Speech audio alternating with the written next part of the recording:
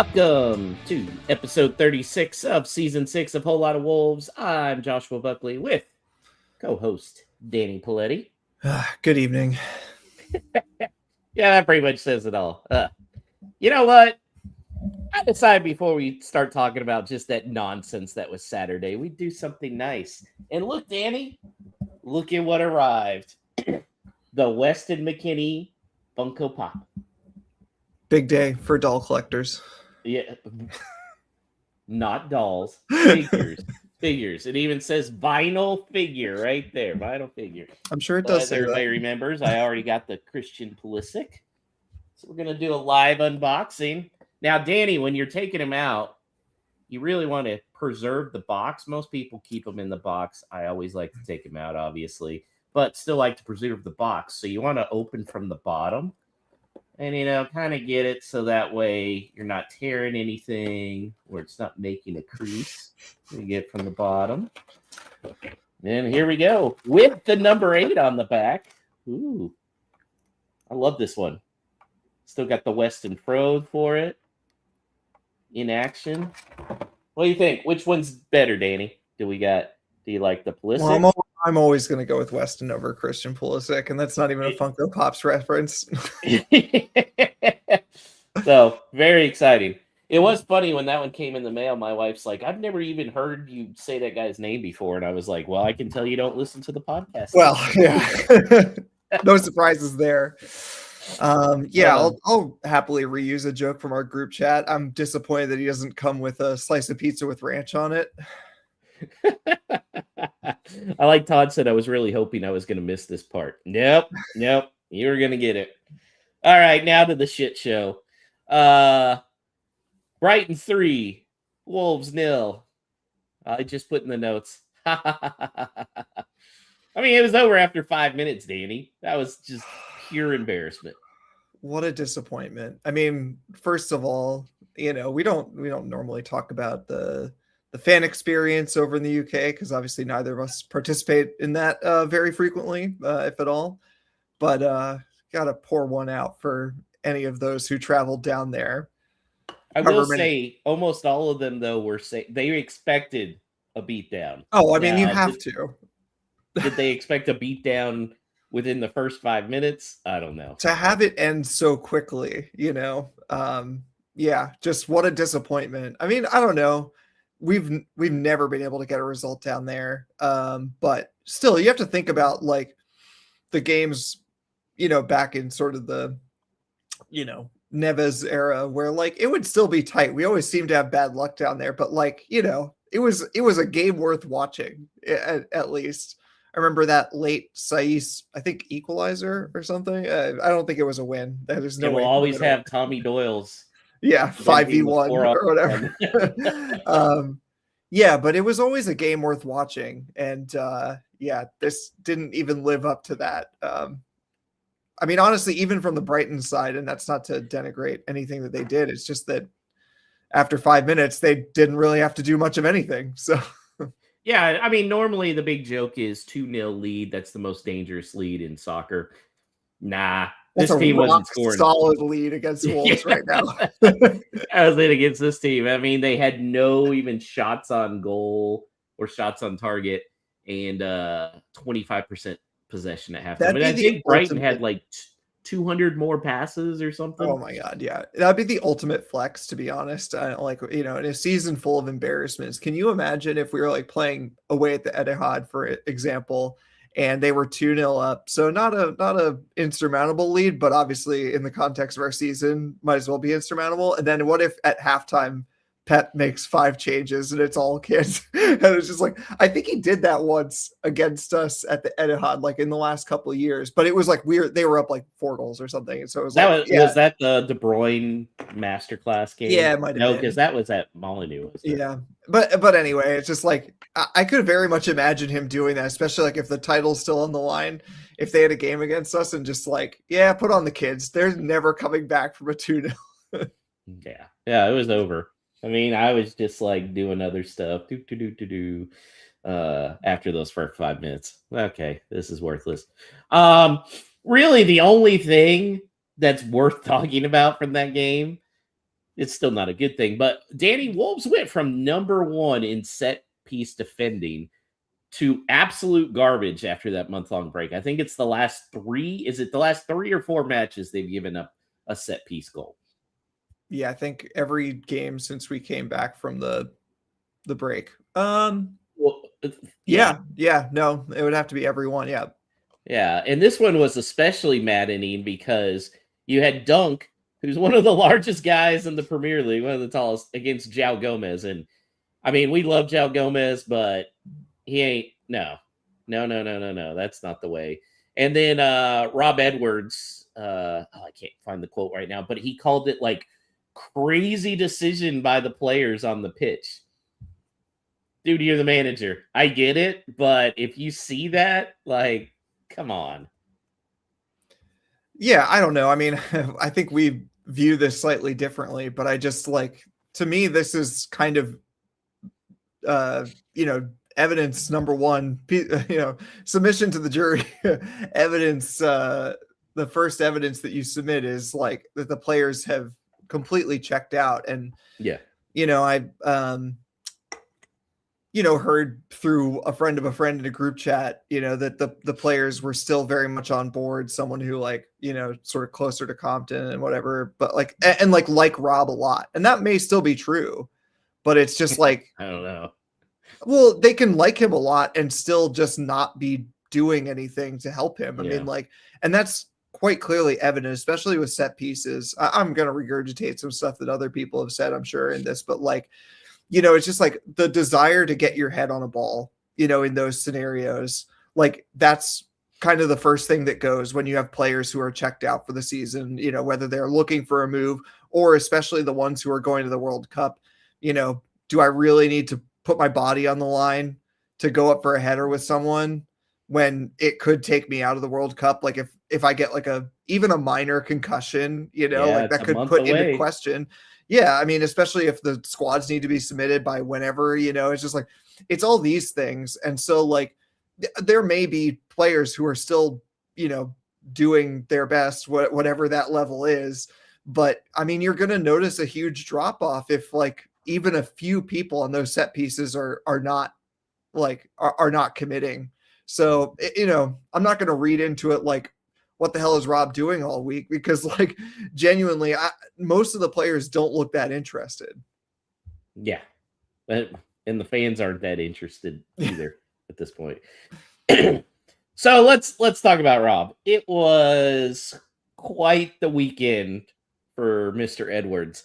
He started off on Friday with the pre-match presser where he really pulled the Shaggy. He said, "It wasn't me." I should have queued up that music. Yeah, I mean, straight up, that's what it was. These are actual quotes. "This is not my fault.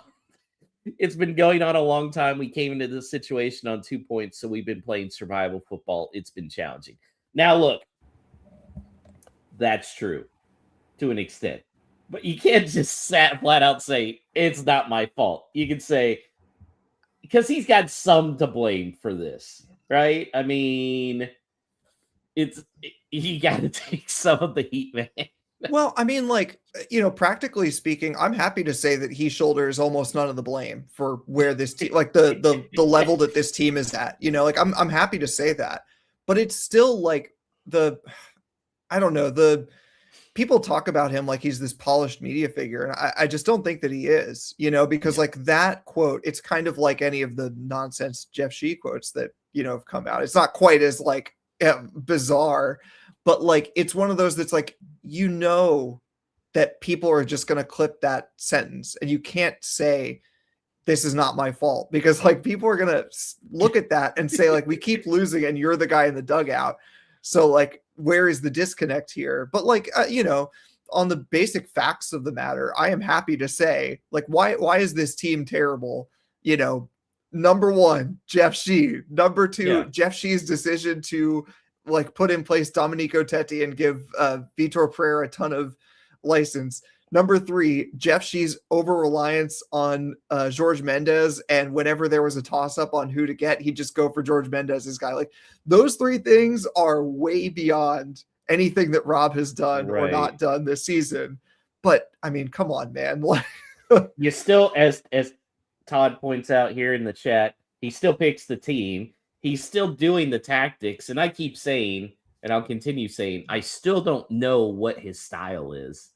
Like, and it's a dumpster fire. So why is he throwing out the same formation over and over? Yeah, he's kind of changing some people here and there, but for the love of God, like, just try anything. Try something. I'm gonna push back again, which is to say, Oh my like, God. everybody wants to see like what is the Rob Edwards style of play, and it's just like if players aren't trying, how are you supposed to know that he's even like able to instill that? You tell them like, I want to play this way, and they don't go out there and do it. Like, yeah, then you're gonna say, I don't see a style of play. Of course, you don't see a style of play. They're not playing. Yeah. Sai says, can you really implement a style of play with this squad? Exactly what Danny was saying. Yeah. I don't know. Well, and like to his other point, play the youth squad, send the message, Rob. But I think that like even there is like a difficult proposition, because I think people still, like the thing that I constantly hear is, if we went out and lost but looked like we were in the game and like tried and we're throwing our bodies on the line and lost 1-0, we'd give them a ton of credit. Do you think that if he suddenly drops like one of João or Andre and puts in Tomadozi and puts in the youth goalkeeper or whatever, like that's what's going to be what happens? Like, well, I don't know. If you, at least the youth kids are going to be trying, I feel like. I don't know. Yeah, I think Mateus Mane is trying real hard, but he's also 18 and he's not able to impact the game that much. So like, I just think like it's kind of a lose-lose situation. And unfortunately, like with the press stuff that we're talking about, I think he's kind of making the worst of a lose-lose situation where like it's undeniably a difficult position he was put in from the time that he walked in the door. No one's disputing that, but he's not making the most of it. His other quote was, it's not that easy. We're bottom of the table, so every other team is better than us. It's not that simple or easy. There's always an intention to try and win the game, but we're coming up against good teams. I actually see nothing wrong about that. And that's been the most frustrating thing is, I mean, it's both talent and effort. It's not one or the other that this team lacks. It's both. I mean, I'd really rather him say like, I mean, he can't just go out and like dig out the players. I know like we'd love that, but like, and yet, well, I mean, like, so 2 months ago, he could have said these players aren't good enough. Like any of your expectations of what kind of points I can get should be tempered against that. But he knows that he still has to ask them to go out and do things. So he doesn't, and he protects them and they go out and perform and get a few results. But the question is, like, if we're so bad because we're bottom of the league, how are we able to get wins against Liverpool and Villa? And how are we able to get a draw against Arsenal?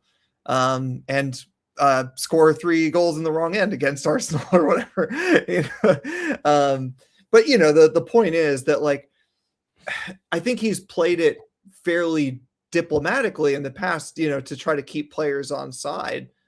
But, I think that this again, like kind of undercuts that, the idea that like, we're never going to win a game because we're bottom of the league. But like, as you pointed out, we were number 1 in the league on defending set pieces up until that international break. We were actually good at some things. And I'm not going to say like we should have expectations that he's going to, have like the form of a 10th place team with this 20th place club. But like, like it just, again, it's sort of like, it's one of those weird statements that I think fans instantly kind of see through. And at the best case scenario, they think you're trying to say nothing here. And worst case scenario, they think you're lying. Yeah. Well, that was very different when the post-game presser came about. And he went full burn it all down, fuck them kids mode when he said, some of them, referring to the players, have got to go. We're bottom of the league. It's been embarrassing. They've got to go. Have I not been clear with that? Well, first off, no, Rob, you haven't been clear with that in the past. Like, because as Danny said, you've been defending them. Now, I'm not going to fault him for defending these guys because, like you said, if he came out and was throwing everybody under the bus immediately, it would have been a mutiny. I know he couldn't do it, but by God, I wanted some names with that. Who do you think he was referring to? Well, I don't know. It's funny. He might not have even had someone in particular in mind because we both know that even though they haven't been great the last month or so, Zhao and Andre have every reason to be checked out. They're almost certainly on their way out. But is he really talking about them? And who knows if he's actually talking about someone in particular? Kind of to your point, I think that he could have said that exact same thing at the end of January. He could have said this team was on 2 points and then we made it worse. We made it weaker demonstrably. So that's sort of where we're at, FYI. And so, check your expectations regardless of our results in January. But I don't know who we could be talking about. I think it's a lot of the ones that you would expect. I think any player who maybe is potentially shirking, their time on the field to protect themselves for the World Cup. I also think that players have been hiding the entire season, and it's obviously not just those World Cup players. They've been hiding even when they're on the pitch. And I think that, even the ones that we think are doing kind of okay, I think are not doing their teammates any favors when they're out there. They're again, in the most basic sense, are they helping the team? No. Yeah. It was great. It was great to see him finally lose it. Yeah. So that had me then, even before that, I had put out my prediction for what I think is the lineup's gonna look like come the season opener. To clarify, this is not what I want. This is not what I hope, because there were some people on Twitter that I think thought I was hey, this would be great. No, this is really bad. But we need to understand, as much as Rob's saying, get all these guys out of here, they're not going to do it. They're not going to take too big of a loss on Chichua. Might as well keep him and have that contract keep amortized. You're not. Look, if you're going to lose $9 million on him, they don't really have that ability right now. You might as well just keep him. And even though they're saying the right things, I don't think they're going to spend 80 million pounds, which in the championship is probably what it would take to replace a lot of these guys. Right, Danny?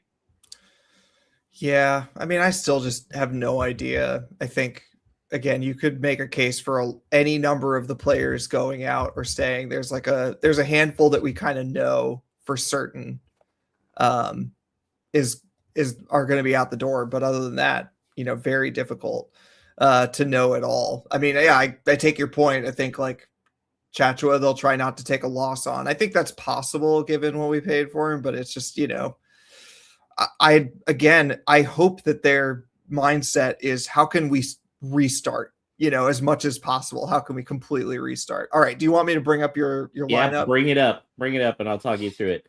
I had Bentley starting at keeper. I know everybody's oh, we need a new keeper. Yes, we do. But again, is that going to be a point where they're worried about investing in super quick? I don't know about that. I still had Chachua. I don't know if Lima's impressed enough where he's earning a starting spot. Mosquera. Okay. To start off, this is a 4-3-3, which back four never works, but for the love of God, we got to try something. Mosquera, I don't think there's going to be as much of a push by bigger teams to get him because he's so inconsistent.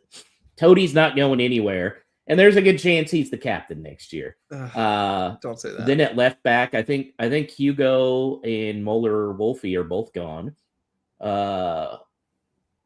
Okay, Todd says I don't think Mosquera will be here next year. I just don't know who's going to come after him. He could go back to Spain, maybe. Yeah, maybe. Or the MLS. You never know. Then in midfield, I had Boubacar Traore and Tommy Doyle both coming back from loan / injury with Booby. At the other midfielder, that's probably going to be an addition. And then I had the front line with Matthias Mane, who I still think will be here next year, with Armstrong. And who knows on that other side. And it could be Rodrigo Gomez. I don't know. But right there, that's 3 new players. I don't know if heading into the opening match, we're going to see more than 3 new players on this roster. What do you think? Yeah, I mean, I don't think that you're too far off. I mean, I definitely agree that I don't think that they are. I could very well see Dan Bentley being our starting goalkeeper. I hope that they, again, I kind of hope that they are thinking we need to get a clean reset on all this stuff. And if you're trying to sign 7 or 8 guys, why not do a goalkeeper also? I don't know, but I agree. But I agree that I think it's very possible. I am also kind of with Todd where I think that the Mosquera Totti thing I think is like really questionable at this point. There is like some number of center backs that will leave, and what combination of them it is very hard to predict right now. Well, I think Santi and Krejci. Santi and Krejci are the most likely to go. But even those I don't think are like a lock. I think Krejci probably is the closest to being a lock on going out. And then it's just like, who knows? So I kind of agree on the general point about the center backs, but maybe the details are a bit messed up there. And I just like, it could be Chacho. It could be the fact that, Pedro Lima's getting an audition right now, and he's, probably not living up to that, but it's also possible that Rob sees him as playing there. And so he's giving him minutes. So that's a definite wild card in one case. I think it's largely right. I think that, again, I know that this isn't what you want to happen, but I kind of hope that Matthias Mane is not expected to be a starter next season. Oh, he will be. They're going to build around. That would show some serious lack of foresight, in my opinion, for like a big season, more games, etc. I know he's young, but like we've seen it this year already, which is just, you can't rely on someone that young to have that level of consistency. It's rare enough for a player that young to be good enough, which maybe he is for the championship, whatever. But like, what's even more rare is for them to have consistency at the age of 18 or whatever, like that's one of the most difficult things to come across in general, and especially at a young age. So I hope that he's not a starter, but I take your point that he very well could be, and let's hope that they have other plans. Yeah. And Drew brings up Bellegarde. I'm not 100% positive he's going to be on this squad next year. If he is, he could probably take Boubacar's spot in that starting 11. Do we think Doyle will want to return? I mean, hell, he already has returned. He's practicing with the team. And I don't think he's done anything to show he's ready to move up from the championship yet. So, I think he'll come. Return to the 4-4-2. Yeah, that could definitely happen. But again, you'd run into the same problem. And I will be pleasantly surprised if it's more than 3 new signings that are starting that first game. What's your over on? What do you think, Danny? I want to believe, and I'm not even a particularly optimistic person about this summer, but I want to believe that there are going to be many more. There's going to be a lot more churn than that. Ideally.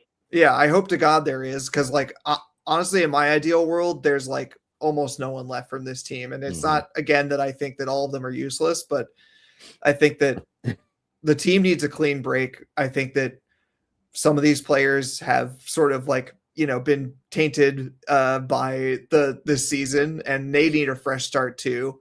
And I think that keeping around any kind of vestige of the mindset that is here right now would be a mistake. I think like the players who I'd be like kind of okay with staying mostly track, not necessarily to like how good I think they are, but to like how much I feel like they have applied themselves this season during a very difficult season. You know, we've sort of praised Hugo Bueno for seeming to give his all, you know, during a difficult period. And Santi Bueno, although not like really a, you know, like a passionate player the way that he plays, but he's been consistent and he has not like kicked up a fuss. And so like those are players, and there are others, like, I mean, obviously Adam Armstrong, and we don't expect him to go anywhere. Yeah, like, I think Armstrong and Doyle and Toady are the three that I think are locks. Yeah, I don't know. I mean, who the hell knows? I can't debate individuals because I genuinely don't know. Yeah.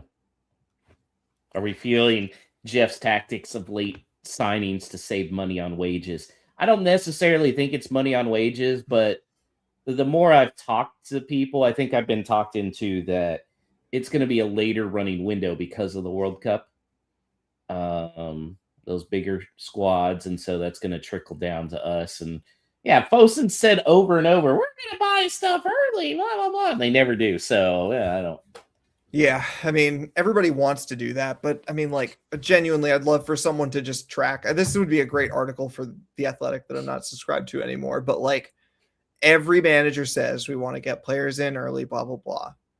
What is the percentage of like a transfer window? So if you took every team in the Premier League and looked at all of their transfer dealings, how many incomings happen in like the first quartile of the summer versus the last quartile? You know, it's just like, It's such a nonsense talking point. It's this charade that we go through every year. Every single team goes through that they say to the fans, oh yeah, we really want to get players in early. And then it doesn't happen because that's just not how transfer deadlines work. Like, that's why there's a deadline.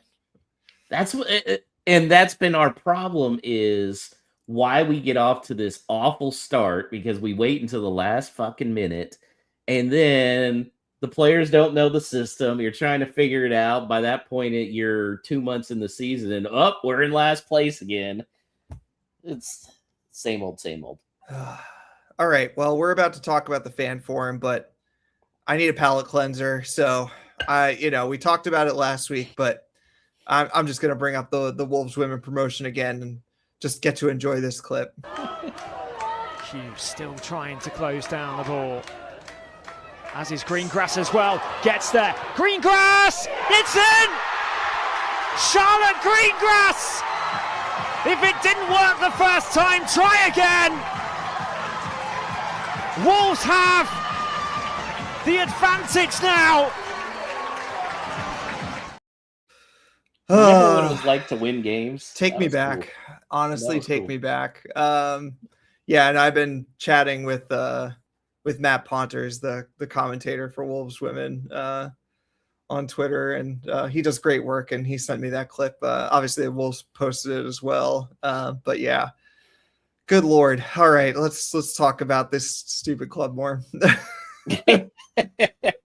Well, the fan forum's tomorrow, and this will be fun. Nathan Shee, by the way, prior to this fan forum, was named the permanent director of the board. Shocked face. Everyone looks surprised. And I know there's a bunch of people that were like immediately, oh my God, this guy's falling in. I'm of the belief there's some people that think Jeff's still pulling every single string. I think there's been enough that's happened since Nathan's come in that Jeff's not pulling the strings, because some of that stuff, there is no way in hell, even if he had a gun to his head, Jeff Shee would make some of these decisions, like the ticket prices. There's just, we know way too much about him on and off the record. I refuse to believe he would do some of these. So I'm willing to give Nathan a chance, but I think you said it last week, Matt Jackson's and Rob Edwards should take a lot of interesting questions tomorrow. Yeah. I mean, like, I don't know. I saw people reacting poorly to Nathan Shee being appointed, the permanent CEO or whatever. It's just like, I totally get it. I see why some people maybe see that as like overreaction, because like, we all knew that this was coming. But I think like the key to it, the reason why I really sympathize with people being upset is that, again, it's just like, we're being fed this like corporate bullshit. And it's like kind of the same thing where Rob Edwards gets on the wrong side of the fans, where I think that like most people feel that Rob Edwards seems like a nice enough guy, but the answers are just a little too evasive. And the fact that we were told, you know, when Jeff Shee was removed and Nathan Shee was put in place as interim, that they were going to go through whatever process to appoint a new CEO. I mean, now we all knew that Nathan was most likely to be, but just like say that, just like, you don't have to say we're going to go through an in-depth process. You could just say, look, Nathan's going to be in place until the end of the season. We will make a decision at the end of the season. And everyone would still read into that like, oh, Nathan's got this job, because they're not going to pick someone outside of Fosun, you know, but the fact that we were told that there was going to be a process just invites questions about like, okay, then what was the process? Did Guo sit there and look at like, you know, all the different options for chairman at Wolves? No, of course he didn't. Like, it was just like Nathan probably just did his reports like Jeff Shee used to Fosun. And again, to your point, for all we know, it's night and day, totally better. He's a better communicator. He's a better human being than Jeff Shee. For all we know, these things are true, but it's just like, we know that there wasn't a process. Like that's nonsense. And so now we're just being told that this guy who used to run Club Med is going to run this football club. And let's hope that he knows football better than Jeff Shee does. Well, he's no expert. So, you know what the process was probably like? Did you ever watch The Office, Danny? Yeah, of course. Okay, so the episode where they were doing the tryout to see who would be the assistant to the regional manager. Yeah. And that's when Dwight was the regional manager and he ended up winning. And it was named the assistant to the regional manager. That's how this was. Let's be honest. Yeah. I'm impressed. Danny's seen something, guys. Yay. Come on, The Office. Watch both. You haven't watched Tropic Thunder. You're not allowed to be like, come on. That's ridiculous, Josh. Let's not compare the cultural impact of The Office versus Tropic Thunder. All right, back to the fans forum. So we both expect Rob Edwards to be there, right? I would think so at this point, yes. I mean, obviously, if he isn't, that's a huge talking point. And yeah, I'd imagine if he's not there, they're probably the most realistically, they're making up a blatant lie about he's not feeling well or whatever. But it would have to signal that he's on his way out. But I kind of expect the opposite to happen, that he will be there and that there will be some statement at the beginning saying that from Nathan Shee that like Rob is our guy, you know, like, and the results have not panned out in the last month, but like he is part of our plans for the next year. But I could also see them taking temperature of the situation. And if it's super duper toxic towards Rob, I think that could make an impact. Yeah, potentially. As silly as it sounds. I suppose if it really went off the rails, that would not be a good look, because I mean, like, everybody's assuming that like the club are going to have some control, but as far as we know, they are not. Like BBCWM is going to have fairly full control. I mean, to, you know, a great degree over what is put out. So our understanding, just FYI, is that obviously it happens tomorrow, which is Tuesday. And then I believe 1 p.m. UK time, they are going to release some sort of media that covers what happened there. I assume it's not going to be like a full unedited raw, like, you know, video of all the questions and answers, but it is BBC WM that's going to be making those decisions about how to edit something for brevity. So, you know, they don't have any particular reason to protect the answers. And to be honest, if it really is toxic, like how much can you really edit that out? Like you like show the opening statement and then like one person's question and then close it. Will they be doing breathalyzers to get in? I doubt it. Yeah, I don't know. I think like hopefully it remains fairly civil. I don't know. Like, but does that even need to be said? Just because, like, you know, it doesn't. We'd all love to vent. In fact, many of us have built a podcast around that. But like, is it really constructive to do that in that public forum, you know, and to, you know, take Rob Edwards down a peg, whether he deserves it or not, you know, whether it's his fault or not, I guess. You know, it's not like, your fault. Is it worth it to do it? But I mean, I think underlying all this obviously is fan sentiment, because I don't think that like there's really, well, I mean, you will have different opinions about this, but like I don't know that there's a ton that we read into what has happened in the back half of this season to say that like they should change their minds about Rob Edwards, because they would never had a plan for him to be a Premier League manager anyway. But the thing that will change their mind is if fans are really disgruntled about it. So I suppose that is one possible outcome. Again, Jeff hired him, and we need to remember that. Jeff hired him, and if you know he's not a Premier League manager, like, so what? Hey, cool, you got us up from the championship. Yay, now you're fired because we know you suck at the Premier League. Like, I don't know. I want a full palate cleanse, Danny. Yeah, so I know we're never going to agree a Jeff on Shee hire to a Nathan Shee Club Med hire. Like, who's that going to be? Yeah. I did see somebody that was like, oh, they're going to fire Edwards and then get one of Uncle George's guys. And I was like, are there still people that want that bastard around anywhere near the club? Like, he flat out, what did he do in this transfer window? He gave us Fer Lopez and turned Strand Larson's head and ruined him with us. That's all he did this summer. Yeah. He didn't do jack shit. And probably grifted a bunch of money off of like the Jackson Chatua deal or whatever. Like, yeah, man, and if I hear somebody, we got Neves, we wouldn't be open. No, Neves ain't walking through that door. Mendes doesn't have another Neves that's coming through to play for us in the championship. So. All right, so at the fan forum, imagine that you're there and you've had 0 drinks. You're just stone cold sober. What question are you going to ask, and to whom? I suppose it could be addressed to the whole panel, but let's assume that Rob is there. I mean, my question would be, what is realistically your budget in the transfer window? I don't think they'll say it, but that would be the question I'd like to know, and isn't dependent on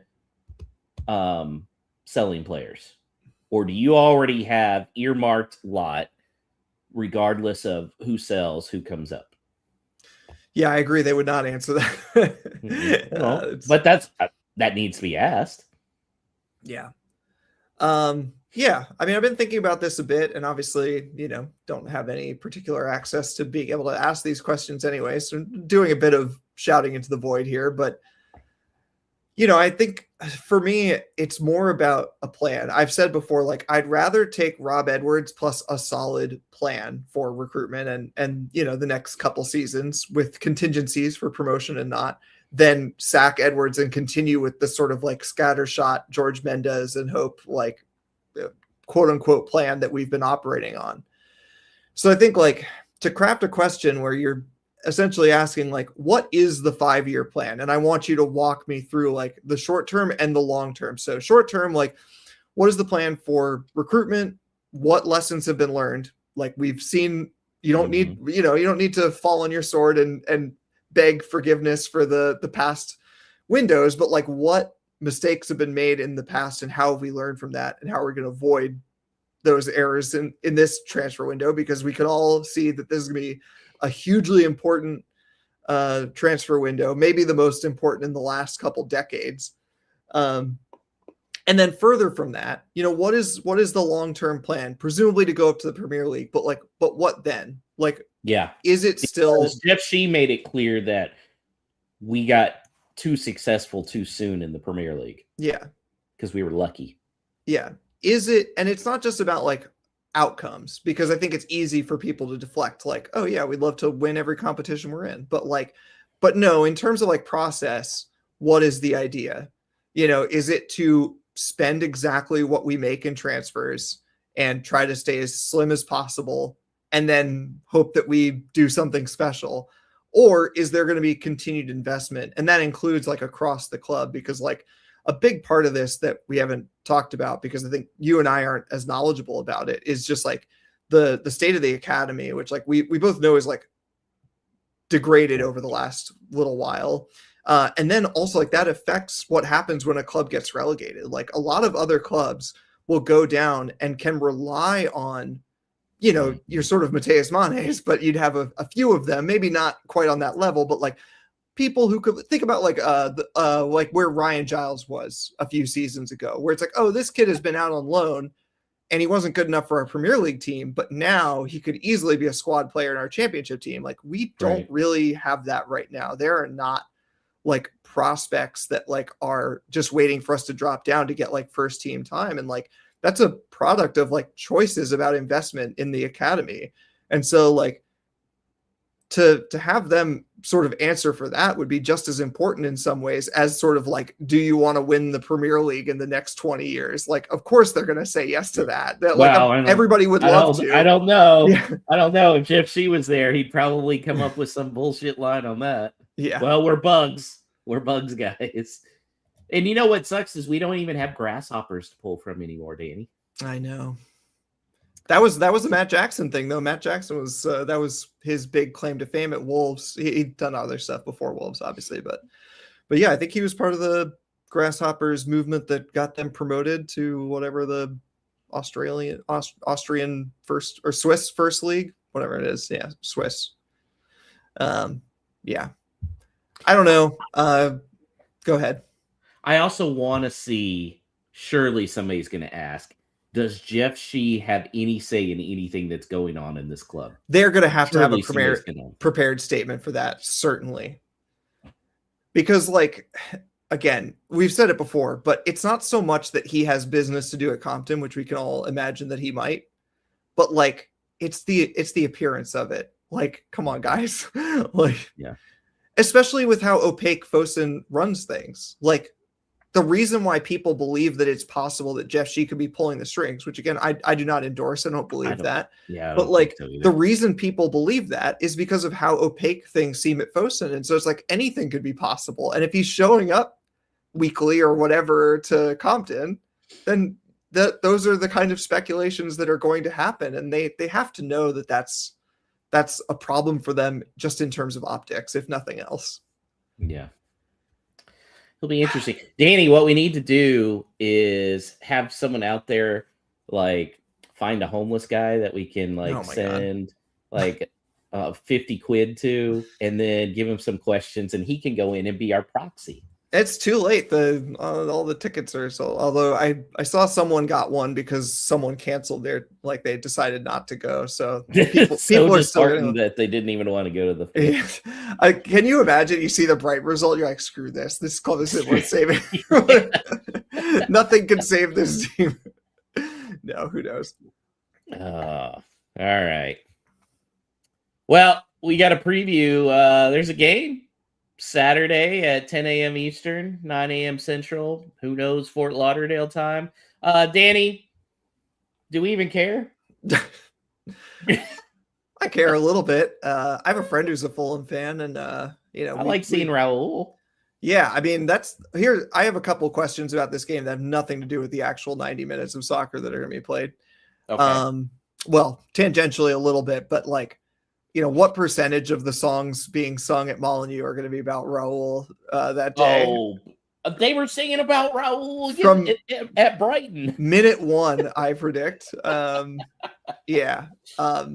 So yeah, it's going to be a weird vibe because I mean, like the season not only is over and has been over for a couple months now, really, realistically, but also like just with the way the games have gone since the international break, I think even more so people feel like the season is like we're desperately waiting for the final whistle on the final day. So yeah, just to be able to cheer on Raul and sort of try to give him the send-off that he should have gotten under Lopetegui. We can dream that we can pull on his heartstrings and get him to save us in the championship. Yeah, well, I saw Dave Azzopardi said that this week, is that, like, do everything to sort of get on his good side. If there's any chance that he'll come home for a season of the championship, maybe he hears all the singing and he says, yeah, why not? I can do a year down the look, if he doesn't get a contract he really wants, we know he loves Wolverhampton, him and his family. Yeah. Now, I think MLS may pay him more. Yeah. And he might want to make that move. But if the money's comparable, I think that's where you're going to have difficulty is just the wages that we're going to be able to pay. I know that Nathan Shee says, "Oh, we want to operate like a Premier League club, even though we're in the championship." But I think that that's at least a little bit of lip service. And so I think like the real issue you're running into is like, can we pay the wages that he wants? Is basically a retirement club. I mean, so, yeah. Realistically, if he comes to MLS, he's probably looking at a salary around $5 million. So can Wolves match that or come probably close? I mean, he could also go back to Club America and like he could. I think MLS will be his move though. I really probably. do. Yeah. I agree, but don't rule out Club America. They can pay some decent wages. Oh yeah. Yeah. All right. So second question about this fixture, which has nothing to do with the actual soccer being played. Surely they don't do a lap of honor, right? Oh, that's a good question.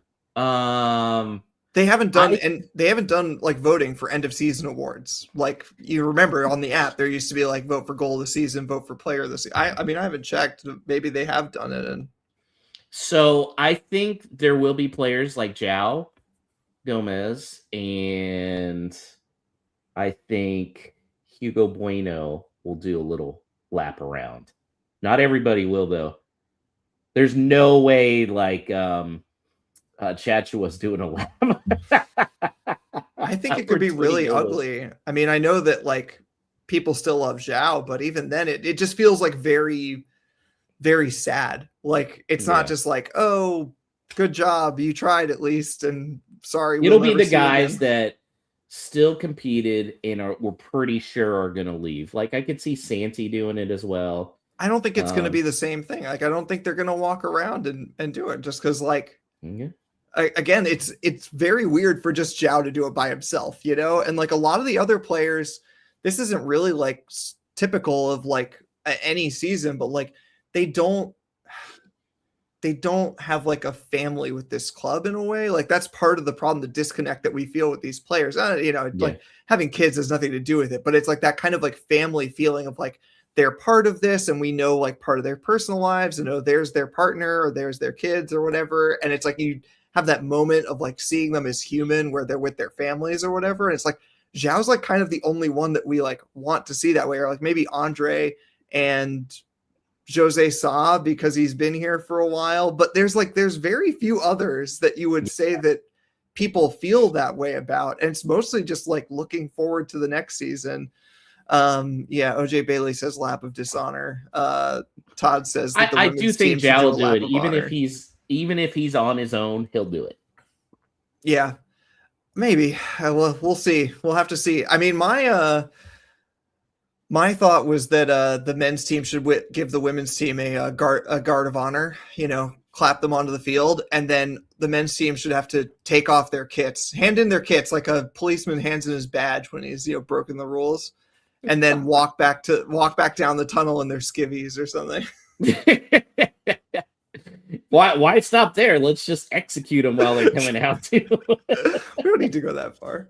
That was the old Tampa Bay coach way back in the 70s when Tampa Bay was going winless, and somebody said, "What do you think of your team's execution?" Talking about offense or defense, and the coach said, "I think that's a great idea." At this point, Rob Edwards could legitimately say it. I wouldn't be shocked. I bet Rob Edwards would say something very similar to that. Yeah. What do you think of their execution? I'd be up for that. One interesting thing to note, because Burnley did get a point over the weekend, that means that if Wolves need to get a point this against Fulham, hope Burnley loses, to realistically have a shot to finish 19th. Because they're behind by 5 goals. And let's be honest, I don't think Wolves, even if they get a win against Burnley, are overcoming that 5-goal. 5-0 win against Burnley incoming. Even then, what would be the tiebreaker? Goals 4, I think. Goals scored. Oh, yeah. So they have 12 more goals than us. So they would legit have to win 6-0. Yeah. So they need at least a point. And they need Burnley to get nothing to which I mean, like is very, very likely. I think don't Burnley play Arsenal? Yeah. Yeah, I'm not worried about Burnley getting a point. I'm just worried about us getting a point. Yeah, no, I mean that's hard enough. But yeah, Danny, we're minus 41 on goal differential. Yeah, well, we've scored 12 less than the next lowest scoring team, which is Sunderland. Surprisingly, only has 37 goals, and Burnley has 37, and Crystal Palace has 38. Yeah, 12. Yeah, it's been bad. It's not Rob's fault though. Don't blame him. Yeah. Hey, the predictions. I got 3 points, Danny. Wow. With that 3-0 beatdown. You got a point. So, with 2 matches left to go, I have clinched the title. I have 31 points to your 22. What say you for this week? I don't see it. I want to predict a draw just because it's like it would be kind of nice to actually give the home fans something before this summer, which is going to stress all of us out. But I don't feel it. I'm going to say Wolves 0, Fulham 2. 2-0. And Raul is going to score one of them, and that'll be a happy moment for the home fans. Yeah, 2-0 seemed it for me with Raul scoring. And then is immediately, after he scores, if it's in the second half, they'll immediately take him off. Yeah. And if anybody's going to do a lap around the stadium, it would be Raul. Raul could do a lap around the stadium. It would be like when What's-His-Face was playing Chelsea. And he walked around after Wolves pulled him. Yeah. What if Nathan Shee comes out at full time and everybody's obviously disgruntled, but then he whips out a contract and Raul signs it right there? Oh, the place would go nuts. if Raul points at the badge and then does like what Cunha did last year, which God, I can't believe we fell for that. Yeah, I'll sign this contract, which for sure gives me an out. Fuck out of here. Wow, OJ is predicting a Wolves 2-1 win over Fulham. Raul to open with a screamer, and Molyneux erupts an iconic cheer. Armstrong brace. Oh, okay. I mean, he would be far and away the top goal scorer at that point if he were to do that. Yeah. Todd said he pulls out a hidden Wolves top during his lap of honor. What if he put on the luchador mask? Yeah. That would be amazing. What if he scores and he runs and puts on the luchador mask? Does he still get cheered? I saw someone point out that one of our top goal scorers, obviously there's a big tie between all the people with 3 goals, but is Rodrigo Gomez, who is like, I can't remember how many games he started, but it's like in the single digits and was like injured for a big part of the season. And then he's tied with a center back, Santi Bueno. It's been a long old season. All right. Well, it is that time of the show where you, the listener, can ask us anything about the wonderful club that is Wolverhampton Wanderers. You can email us at wholelotofwolves@gmail.com or reach us on X/Twitter at WLWpod or either one of our handles, which is below our names on the stream right now. And if you're watching the live stream, we can take some live questions as they come in. So favorite friend of the show, Drew Freakin on X, asks, you have to bet your own money, say half a year's salary, and you only have 2 options. Wolves get promoted next year or Wolves do the double dip. How are you betting? Well, what happens if nothing, if they finish mid-table? Do I get my money back? Let's just say they get your money back, I guess. Okay. Get promoted or do the double dip? I still think even this squad, I don't want to think it could double dip. I'm an idiot, but I'm going to say get promoted. So I think that like the sort of head and heart answers to this, the heart says I'm very pessimistic right now. And so I'd want to say double dip, but I think like my brain says like, there's going to be 2 extra playoff spots. They could easily finish in a playoff spot, and at that point it's just dumb luck. So we could be a not very good team for a lot of the season and still get promoted. So the safer And a lot of these teams that double dip don't have 45 million pounds coming in a sale of one player when they drop down. I mean, should on that stupid lineup I threw up there, that 45 million should pay for those 3 spots with championship players. Todd says do the double dip, so you can see where his head's on that. Drew, who had to run earlier, same Drew, was in the chat and said, gonna miss No Stupid Questions live, but when are Wolves more likely to concede, from a set piece or from their own kickoff? I mean, obviously a set piece, but these days a set piece. Big Sassy did score from his own kickoff, so yeah, I mean, that was the other reason that was so demoralizing, as other people have rightly pointed out, is just the way that first goal went in. We made the choice not to go into detail about this awful game, but it was like from our own kickoff to start that game. Lost the ball twice, including winning a throw in and then losing it.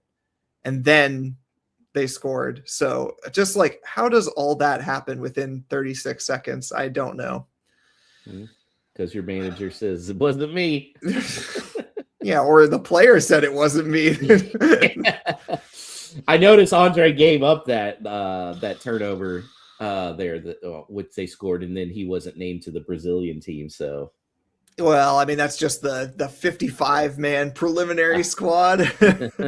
But it is notable that he didn't make it. I mean, who knows where his head is at? He's got to be so pissed, so annoyed at the Wolves structure. I mean, that's why him saying on a Twitch stream that he wants to stay doesn't carry much weight. I mean, look, if he stays, I will love it, but I don't see it happening. All right. Well, that wraps up No Stupid Questions. So it's a short one, but also, I'm surprised Todd didn't have a question. I'm very disappointed. Todd always has something. Insert question about Funko Pops or whatever, or pickle beer or whatever weird thing he's doing this week. I have one No Stupid Question. Okay. One. Danny. Yes. Those ribs you made over the weekend looked fantastic. Yep. However, why did you make them on a gas grill instead of... That was not gas. It was wood pellets. Okay. I'll give you some slack then. It looked like gas. And I was it's a wood pellet smoker, which Elise got for her birthday. Nice. Yeah. And it's kind of like the smallest one that is still like a very good smoker. So like we live in a fairly small place in a fairly small backyard, so obviously can't do anything major. And also, who knows, we're renting, so we could end up in an even smaller place in the future. So had to be small. But yeah, Todd reminds me not to talk down to pickle beer, but I will continue to do so until I try it and have my mind pickles change. In general. Yeah, I like a pickleback, but not a pickle beer so far. But yeah, great ribs, not gas.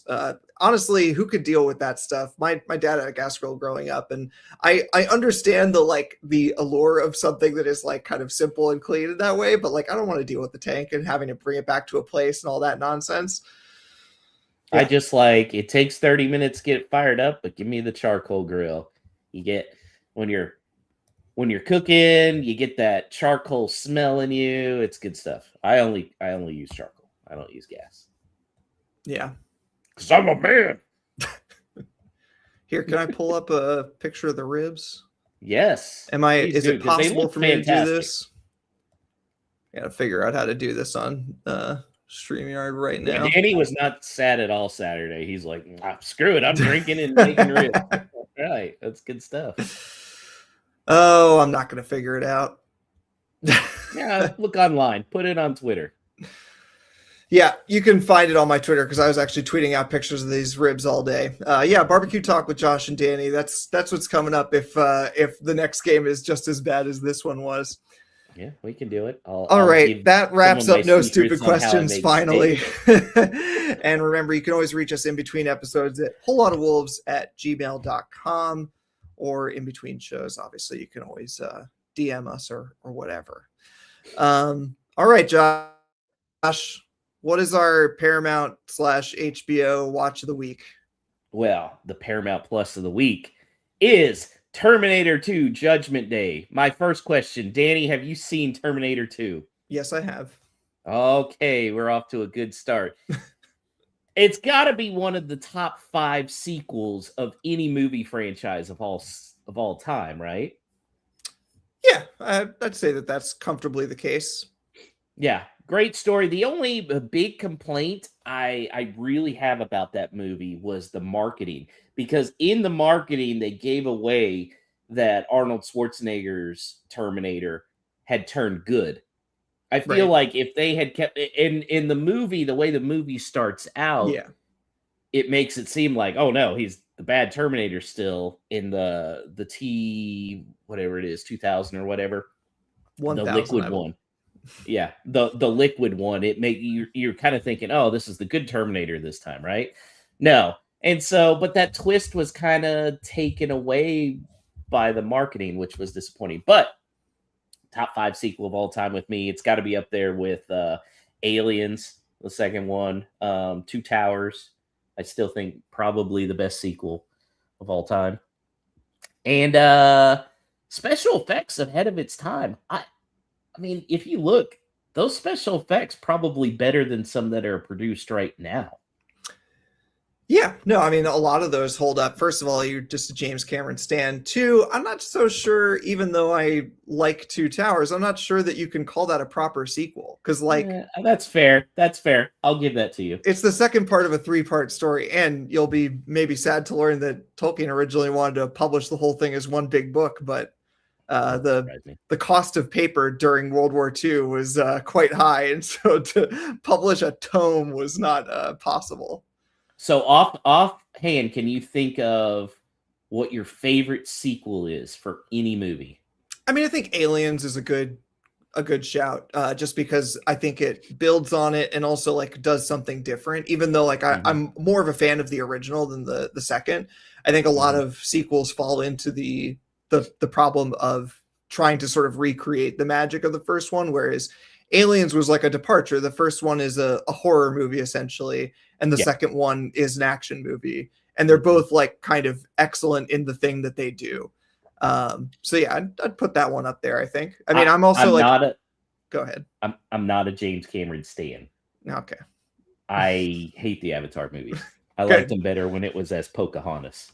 I'm glad. I liked it better when it was Fern Gully or Dances with Wolves. Yeah. Yeah, I mean, and I think like I'm always a Empire Strikes Back fan. I'm that kind of hipster that it's the Empire Strikes Back is unquestionably the best made film of those 3. Oh, 100%. Won't deny that at all. 100%. Yeah, I mean, I think like A New Hope, you could argue, is like more entertaining. You know, for kids, it's like and young adults, it's like a get you out of your seat. Like there's a great climax at the end in that way. But in terms of like movie making, Empire Strikes Back is far and away the best of those 3. It's the best Star Wars movie, period. Yeah. Yeah. 100%. And it's because George Lucas wasn't directing. Also, Star Trek II: Wrath of Khan. That's the best Star Trek movie. Yeah, I could get on board with that potentially.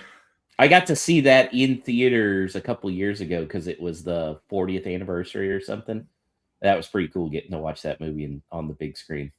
Because I was 1 when that came out. Yeah. I like where we do this thing where like other podcasts will do a lot of the chat at the beginning where it's like, what did you do and whatever, where's your night out? And instead we just get lost in our HBO Max watch of the week or some diatribe about Tom Bombadil, and just like, we're trying to wrap this show up and it's like, wait a second. Hey, you know what? We have some good things here. Todd says Paddington 2 he liked. He also liked Evil Dead 2, which on the plane from Italy I watched Ash versus Army of Darkness. Well, did not hold up. Did not hold up at all. Knives Out 2. That was the glass egg, the glass onion or whatever. Onion, yeah. Glass egg. Yes. Glass egg, onion, whatever. I don't know. I like Knives Out 1 probably better. I think I like the first one better. They're both very good. I like them both. You know. Mm-hmm. Yeah. I don't know. Yeah. So anybody still listening out there, if you have a favorite sequel, let us know. Send it in to our email. Oh, Hello. X2, another great one. Okay. Yeah. I mean, so that one like came out at the right time for me to like get on board. And like, I can't remember if I had actually like missed the first one and then like watched that one. I was like, I should go watch the first one. I was like, no, this didn't hold up like compared to X2. X2. I mean, I'm a huge Nightcrawler guy, anyways. So Well, that I'm whole not surprised. first scene where he's trying to assassinate the president was awesome. Yeah, well, I'm a big Dies Irae by Mozart fan, so that hit me, that opening sequence, you know. Alan Cummings returning for Avengers Doomsday as Nightcrawler. Oh, why are we doing this? Making old people play younger characters? Is he going to be old? I don't think Is like Nightcrawler. I think he's going to be older, yeah, because so far I they've can shown accept that. Yeah, like they've shown Ian McKellen as Magneto and Patrick Stewart as Professor X. And they're all both supposed to be older. old people? Yeah, they're older. And then James Marsden's coming back as Didn't we already kind of do that with Logan? Yeah, Logan's not really canon with the rest of MCU though, unfortunately. But it was still the best one. It was really good. Yeah, Logan was fantastic.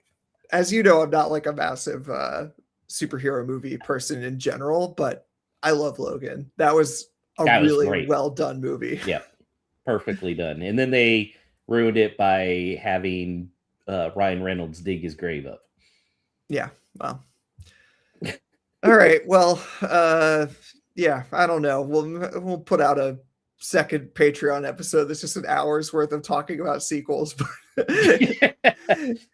Email us at wholelotofwolves@gmail.com if you have an idea for what your favorite sequel is, if we haven't mentioned it. We'll love to hear from it. It's been a great season, Danny. It's really allowed us to, you know, stretch our wings creatively, because got to come up with things to talk about when you want to spend only 5 minutes talking about the actual game that happened this week. All right. Well, that wraps it up for us. Thanks as always to everyone out there watching us live or listening. You are truly the reason why we do the show. And honestly, even just your comments in the chat, you know, get us through the week in a lot of ways. But yeah, keep sending in your good questions. We love to hear them. Thanks as always to Alex Patakis producing from across the ocean. We will be back next Monday to talk about the result of the Fulham game, or, you know, maybe other stuff if the result of the Fulham game isn't actually worth talking about. Best third in a movie trilogy. Yeah. Coming up, what is the best third movie in a trilogy? Meanwhile, why not help us grow the Whole Lot of Wolves family by hitting the like button? Subscribe to the channel, give a 5-star review, thumbs up, all those things. Send us an email with your best third movie recommendations. And finally, as Podfather Emeritus Paul would say, up the mighty wolves.